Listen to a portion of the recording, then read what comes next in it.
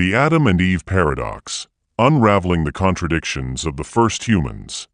Yo, what's up, my fellow reality soul creators? Welcome back to the Matrix Source Creator, where we don't just question reality, we completely dismantle it. If this is your first time here, buckle up because we're about to deep dive into some mind-bending, reality-shattering truths that'll have you questioning everything you've ever been told. And today, we're coming for one of the oldest stories in the book. Literally. Adam and Eve. You know, the whole Garden of Eden, talking snake, forbidden fruit situation.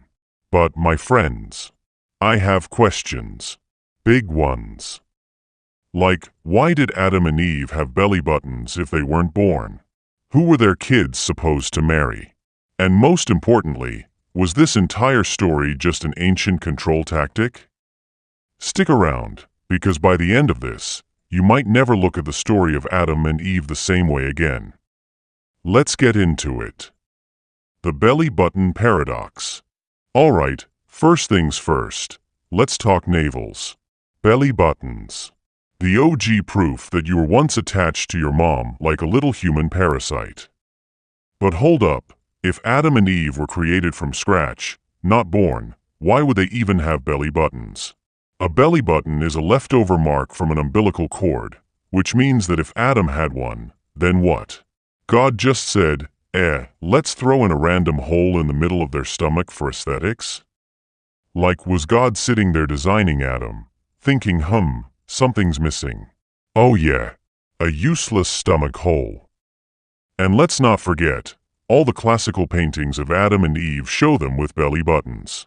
Which means either artists didn't think this through, or Adam and Eve were actually born, which completely contradicts the story.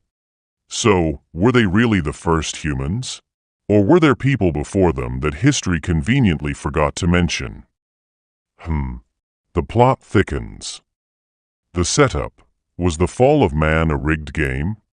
Alright, let's talk about the Tree of Knowledge for a second. Because this was hands down the worst setup in history. Imagine this, you put a toddler in a room, tell them do not touch the shiny red button, and then walk out. What's the first thing they're gonna do? Boom. Smack that button like their life depends on it. And that's exactly what happened with Adam and Eve. They didn't even know right from wrong yet, so how could they have been expected to make the right choice? That's like punishing a baby for crying when they don't even know what words are yet. And then God comes back like, oh, you messed up? Get out of my house. And by the way, you woman, painful childbirth forever.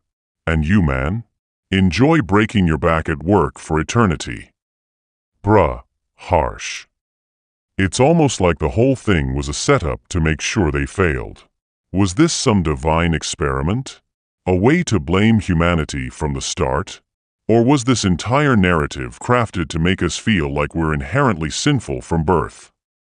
Starting to sound less like divine justice and more like a control mechanism if you ask me.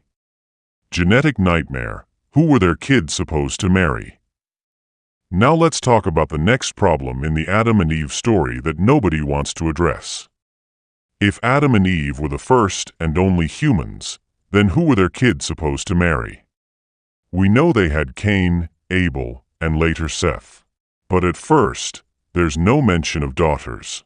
So unless another group of humans magically popped up out of nowhere, which completely contradicts the story, then, let's just say things had to get real weird, real fast. I mean, imagine the first family dinner. Adam, alright boys, it's time to find a wife. Cain, Dad, the only women around are, my mom? Adam, no, don't be ridiculous. Your future wife is coming. Trust me. Cain, from where? Either there were other humans around that the Bible conveniently forgot to mention, or the entire story starts falling apart under basic logic. And if there were other humans, where did they come from? Were Adam and Eve even the first at all? Now we're asking the real questions. The snake that wasn't really Satan? Alright, the talking snake. We've been told our whole lives that the serpent in the Garden of Eden was Satan in disguise. But funny thing, the Bible never actually says that. That was added later on by religious interpretations. What if this snake was just a talking snake? Or even better, what if the snake was the hero of the story? Think about it. The serpent gave Adam and Eve the fruit of knowledge. It wasn't the tree of evil, it was the tree of knowledge, meaning the serpent was actually trying to give them wisdom. And what happened after they ate it? They became self-aware, just like Neo waking up from the Matrix. So, was the snake really the bad guy? Or was it trying to free them from a system that was keeping them blind? I'll let you marinate on that one. Call to action. Alright, my fellow reality seekers, that's all for today's deep dive. But before you go, you already know what time it is. If you liked this video, smash that like button.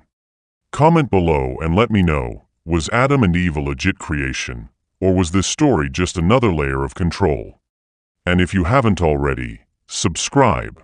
We are waking up the Matrix, one mind at a time. And hey, if you want to help keep this channel going, you can support me via PayPal. Every little bit helps keep these reality-breaking videos coming. Oh, and before we go, one last thing. You ever wonder if Adam and Eve were the first people to experience identity theft? I mean, 1 minute, they're chilling in paradise, and the next, Satan hacks their minds, steals their innocence, and God cancels their garden membership for eternity. Bruh. They didn't just get kicked out, they got evicted from existence. Stay woke, my friends. Catch y'all in the next one. Peace.